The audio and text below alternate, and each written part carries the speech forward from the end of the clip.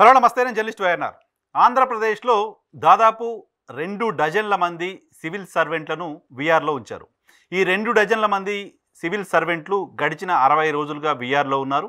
So వీళ్ళు వీఆర్లో ఉన్న క్రమంలో ప్రతిరోజు ఉదయం నుంచి సాయంత్రం వరకు డీజీపీ కార్యాలయంలో రిపోర్ట్ చేయాలి అంటూ ఐపీఎస్ అధికారులకు డీజీపీ నుంచి ఉత్తర్వులు అందాయి. ఈ నేపథ్యంలోనే డజన్ మందికి పైగా ఐపీఎస్ అధికారులు ప్రతిరోజు ఉదయం నుంచి సాయంత్రం వరకు డీజీపీ కార్యాలయంలో కూర్చోవాల్సి ఉంటుంది. వీఆర్లో ఉన్న సిబ్బంది ఆయా కార్యాలయాల్లో రిపోర్ట్ చేయడం అనేది వీఆర్కి వాళ్ళని కేటాయించిన సందర్భంగా న్యాచురల్గా వెళ్ళి అక్కడ ఉండాలి. సో ఈ సిఐ స్థాయి అధికారులు కావచ్చు, ఎస్ఐ స్థాయి అధికారులు కూడా వీఆర్లో ఉన్న సందర్భాల్లో డ్యూటీకి వెళ్ళరు. బట్ వాళ్ళు వేకెన్సీ రిజర్వ్డ్గా ఉంటారు కాబట్టి వాళ్ళు రెగ్యులర్గా అక్కడికి వెళ్ళి అటెండ్ అవ్వకపోయినప్పటికీ వీఆర్లో కంటిన్యూ అవుతూ ఉంటారు. మళ్ళీ పోస్టింగ్ వచ్చే వరకు కొంతమంది వెళ్ళి అక్కడ రిపోర్ట్ చేస్తూ ఉంటారు. సో సాధారణంగా ఐపీఎస్ అధికారులు కూడా వీఆర్లో ఉన్నప్పుడు డీజీపీ కార్యాలయంలో రిపోర్ట్ చేయాలని చెప్పినప్పుడు ప్రతిరోజు అక్కడికి వెళ్ళి రిపోర్ట్ చేయవలసిన అవసరం ఉంటుంది. బట్ ఐపీఎస్ అధికారులు 24 అవర్స్ డ్యూటీ కాబట్టి వాళ్ళు ఎప్పుడైనా ఏ క్షణంలో అయినా పిలిస్తే అందుబాటులో ఉండే పరిస్థితి ఉంటుంది కాబట్టి అక్కడికి వెళ్ళి కూర్చోవడం ఎందుకు అన్నట్టుగా జనరల్గా ఐపీఎస్ అధికారులు దూరంగా ఉంటారు. ఎందుకు దూరంగా ఉంటారంటే వీఆర్లో ఉండే టెన్యూర్ చాలా తక్కువగా ఉంటుంది. వీఆర్లో ఐపీఎస్ స్థాయి అధికారిని, ఐఏఎస్ స్థాయి అధికారిని వీఆర్లో పెట్టడం అంటే సో వాళ్ళకి సంబంధించి వాళ్ళపైన మనం పెడుతున్న ఖర్చుని ప్రాపర్గా యూటిలైజ్ చేసుకోలేకపోతున్నామనే కదా. 24 మంది సివిల్ సర్వెంట్లు ఖాళీగా ఉన్నారు ఆంధ్రప్రదేశ్ రాష్ట్రంలో, పని లేకుండా, ఉద్యోగాలు లేకుండా. అంటే ఆ 24 మందికి సంబంధించిన జీతభత్యాలు, వాళ్ళకి సంబంధించి ఇచ్చే అలయన్సెస్ అన్నీ కూడా రాష్ట్ర ప్రజలు, దేశ ప్రజలే భరిస్తున్నారు కాబట్టి అవన్నీ కూడా వృధా చేస్తున్నట్లుగానే భావించాల్సిన అవసరం ఉంటుంది. ఎందుకు వీళ్ళని ఇంతమందిని వీఆర్లో పెట్టాల్సిన అవసరం ఉంది అంటే గడిచిన 5 ఏళ్ల కాలంలో జగన్మోహన్ రెడ్డి సర్కారులో వీళ్ళంతా కీలకమైన పొజిషన్స్లో పనిచేశారు. వీళ్ళందరూ ఆ సమయంలో అక్కడ పనిచేస్తున్న సమయంలో అప్పుడు తెలుగుదేశం పార్టీకి సంబంధించిన నాయకులపైన కేసులు పెట్టారని, నాయకులను వేధించారని, ఓ పార్టీ కోసం అనుకూలంగా పనిచేశారని అనేక సంవత్సరాలుగా తాము ప్రతిపక్షంలో ఉన్న సందర్భంగా ప్రధానంగా తెలుగుదేశం పార్టీ ఆరోపణలు చేస్తూ వచ్చింది.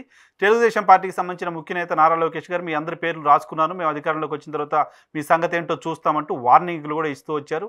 ఆ రెడ్ బుక్లో మొదటి పేరు ఒక ఐపీఎస్ అధికారి పేరే రాశానంటూ కూడా ఆయన బహిరంగ సభలో చెప్తూ వచ్చారు. సో చెప్తూ వచ్చిన నేపథ్యంలో వాళ్ళు చేసిన తప్పులనేంటో ఎస్టాబ్లిష్ చేయాల్సిన అవసరం ఖచ్చితంగా ప్రస్తుత కూటమి సర్కారు పైన ఉంటుంది. 24 మంది పైగా అధికారులు, నేను కేవలం సివిల్ సర్వెంట్స్ మాత్రమే చెప్తున్నాను, ఇది కాకుండా ఇంకా వీఆర్లో ఉన్న ఆర్డీఓ స్థాయి అధికారులు, డిఎస్పీ స్థాయి అధికారులు, సిఐ స్థాయి అధికారులు చాలామంది ఉన్నారు. కేవలం నేను సివిల్ సర్వెంట్స్ గురించి మాత్రమే, నేషనల్ క్యాడర్కి సంబంధించిన అధికారుల గురించి మాత్రమే మాట్లాడుతున్నాను. ఇంతమంది అధికారులు గడిచిన ప్రభుత్వంలో తప్పులు చేస్తే, ఇంతమంది అధికారులు గడిచిన ప్రభుత్వంలో చట్ట ప్రకారం నడుచుకోకపోతే, ఇంతమంది అధికారులు గడిచిన ప్రభుత్వంలో ఓ పార్టీకి వ్యతిరేకంగా పనిచేసిన పరిస్థితి ఉంటే 60 రోజుల తర్వాత కూడా ఇవేంటో ఎస్టాబ్లిష్ చేయాల్సిన అవసరం ఖచ్చితంగా ఉంటుంది. ఎస్టాబ్లిష్ చేసి వాళ్ళపైన చర్యలు తీసుకోవడానికి సంబంధించిన ప్రయత్నం జరగాల్సిన అవసరం ఉంటుంది.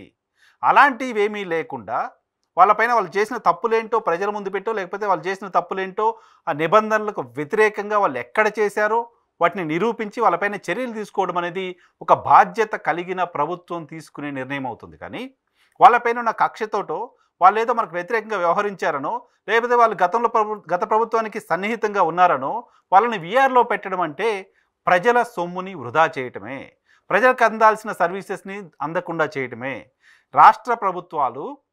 చాలా రాష్ట్ర ప్రభుత్వాలు మాకు ఐఏఎస్లు, ఐపీఎస్ల కొరత ఉంది, వాళ్ళని మాకు ఇవ్వండి అంటూ కేంద్ర ప్రభుత్వాన్ని పదే పదే అడుగుతూ ఉంటాయి. అనేక సందర్భాల్లో కేంద్ర ప్రభుత్వాన్ని రాష్ట్ర ప్రభుత్వాలు కోరిన ఐఏఎస్ల సంఖ్య కంటే ఆ స్థాయిలో ఇచ్చే పరిస్థితిలో కూడా కేంద్ర ప్రభుత్వం లేదు, అంతమంది లేరు. ఆఫీసర్ల షార్టేజ్ ఉంది, సివిల్ సర్వెంట్ల షార్టేజ్ ఉంది, విపరీతంగా షార్టేజ్ ఉన్న నేపథ్యంలో ఒక్కో రాష్ట్రానికి, ఆయా రాష్ట్రానికి సంబంధించి ఒక 10 మంది కావాలని అడిగితే 3 4 కేంద్ర ప్రభుత్వం కేటాయిస్తూ వస్తుంది కొత్తగా సర్వీసెస్కి. సో అలాంటి సందర్భంలో అంత షార్టేజ్ సివిల్ సర్వెంట్స్కి ఉన్న సందర్భంలో ఓ రాష్ట్రంలో 2 డజన్ల మంది సివిల్ సర్వెంట్లు ఖాళీగా వీఆర్లో ఉన్నారు అంటే ఎవరిది బాధ్యత రాహిత్యం అవుతుంది? ఎవరు దీనికి బాధ్యత వహించాల్సిన అవసరం ఉంటుంది? వాళ్ళు 24 మందో, 30 మందో, 40 మందో, 50 మందో నిబంధనలకు విరుద్ధంగా పనిచేస్తుంటే వాటిని ఎస్టాబ్లిష్ చేయడం అనేది ప్రస్తుత ప్రభుత్వ కర్తవ్యం కదా. అలా కాకుండా కేవలం వాళ్ళపైన కక్ష తీర్చుకోవాలని మాత్రమే వాళ్ళని వీఆర్లో పెట్టడం అంటే అది ఖచ్చితంగా సరైనది కాదు. అది ప్రజల ప్రభుత్వం చేసే పని ఖచ్చితంగా కాదు. పక్కనే ఉన్న తెలంగాణ రాష్ట్రంలో తెలంగాణ రాష్ట్రంలో కూడా 10 సంవత్సరాల పాటు ఇక్కడ బీఆర్ఎస్ పార్టీ అధికారంలో ఉంది. 10 సంవత్సరాల తర్వాత ఇక్కడ కాంగ్రెస్ పార్టీ అధికారంలోకి వచ్చింది. ఇక్కడ కూడా కొంతమంది సివిల్ సర్వెంట్లపైన, గతంలో పనిచేసిన సివిల్ సర్వెంట్లపైన అప్పుడు ప్రతిపక్షంలో ఉన్న కాంగ్రెస్ పార్టీ కావచ్చు, భారతీయ జనతా పార్టీ కావచ్చు చాలా విమర్శలు చేస్తూ వచ్చారు. ఒక 4-5 అప్పటి ముఖ్యమంత్రి కేసీఆర్కి సన్నిహితంగా ఉన్న ఆఫీసర్లపైన ప్రతిపక్ష పార్టీలు ఒక అధికార పార్టీ నాయకులపైన చేసిన విమర్శల కంటే ఎక్కువ విమర్శలు చేశాయి. వాళ్ళపైన కేసులు వేశాయి, వాళ్ళపైన కంప్లైంట్ చేశాయి. ఈవెన్ ఈరోజు అటువంటి అధికారులు కూడా తెలంగాణ ప్రభుత్వంలో పనిచేస్తున్నారు. జయేష్ రంజన్ లాంటి ఒక అధికారి పైన ప్రస్తుత ముఖ్యమంత్రి రేవంత్ రెడ్డి గారు అనేక ఆరోపణలు చేశారు. సో ఆయన ఇప్పుడు రాష్ట్ర ప్రభుత్వంలో కీలకమైన పొజిషన్లో ఉన్నారు. పరిశ్రమలకు సంబంధించిన వ్యవహారాలను ఆయన చూస్తున్నారు. ఈవెన్ స్మితా సబర్వాల్ గారి పైన చాలా ఆరోపణలు చేశారు. ఆమె కూడా ఇప్పుడు పోస్టింగ్లో ఉన్నారు. ఆమెను వీఆర్లో పెట్టి ఖాళీగా జీతం ఇవ్వట్లా. సోమేష్ కుమార్ గారు అప్పటికే రిటైర్ అయిపోయారు. సో ఇటువంటి చాలామంది అధికారులకు సంబంధించి గతంలో ప్రతిపక్షంలో ఉన్న సందర్భంలో కాంగ్రెస్ పార్టీ, భారతీయ జనతా పార్టీలు విమర్శలు చేసినప్పటికీ ఆ తర్వాత వాళ్ళకి పోస్టింగ్లు ఇవ్వకుండా పక్కన పెట్టిన పరిస్థితి లేదు. అలా పెట్టకూడదు, అది నష్టం రాష్ట్రాలకు. మీకు వీళ్ళు ఇంపార్టెంట్ కాదనో లేకపోతే వీళ్ళు బయాస్డ్గా పనిచేశారనో అనుమానం ఉంటే వాళ్ళని అప్రాధాన్య పోస్టుల్లో నియమించవచ్చు. ప్రభుత్వానికి సంబంధించి ఫోకస్ లేని పోస్టుల్లో నియమించవచ్చు. వాళ్ళకి కీలకమైన బాధ్యతలు ఇవ్వాల్సిన అవసరం లేకుండా మిగతా వ్యక్తులకు కీలకమైన బాధ్యతలు ఇచ్చి వీళ్ళకి ఇంకేదో బాధ్యతలు ఇవ్వచ్చు. లేదు వీళ్ళు రాష్ట్ర ప్రజలకు వ్యతిరేకంగా, చట్టానికి వ్యతిరేకంగా పనిచేశారంటే అదేంటో నిరూపించవచ్చు. ఇవి రెండూ లేకుండా వాళ్ళని కేవలం వీఆర్లో ఉంచి వాళ్ళపైన మేము కక్ష సాధిస్తున్నాం, మిగతా వాళ్ళకు వీళ్ళని ఇలా పెట్టడం ద్వారా మిగతా వాళ్ళకు ఒక ఇండికేషన్ ఇవ్వదలుచుకున్నాం అంటే ఇది ఖచ్చితంగా సరైన దిశలో ప్రభుత్వం నడుస్తున్నట్లు కాదు. ఇప్పుడు కీలకమైన బాధ్యతలో ఉన్న అధికారులు కూడా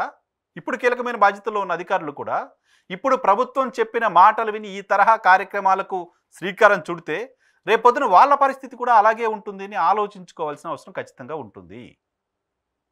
ఒక ప్రభుత్వం ఒకటి చేస్తే సైకిల్ లాగా మళ్ళీ అదే రియాక్షన్ వస్తూ ఉంటుంది కదా. సో ఆ రియాక్షన్ కూడా ప్రస్తుతం ఈ తరహా నిర్ణయాలు తీసుకుంటున్న అధికారులు కూడా గమనించాల్సిన అవసరం ఖచ్చితంగా ఉంటుంది. ప్రభుత్వాలు పనిచేస్తున్న క్రమంలో రాజకీయ పార్టీలు, అధికారంలో ఉన్న పార్టీ పైన, ప్రతిపక్షంలో ఉన్న పార్టీలు ప్రభుత్వం పైన విమర్శలు చేస్తున్న క్రమంలో ఆఫీసర్స్ పైన విమర్శలు చేయడం అనేది ఇలా కొత్త కాదు, అనేక సందర్భాల్లో జరుగుతూ ఉంటుంది. అయితే అది ఎస్టాబ్లిష్ చేయకుండా కేవలం కక్షతో వాళ్ళ పట్ల వ్యవహరించడం అనేది రాష్ట్ర ప్రజలకు తమకు తాముగా ప్రభుత్వం నష్టం చేసుకున్నట్లు, మోసం చేసుకున్నట్లుగా భావించాల్సి ఉంటుంది.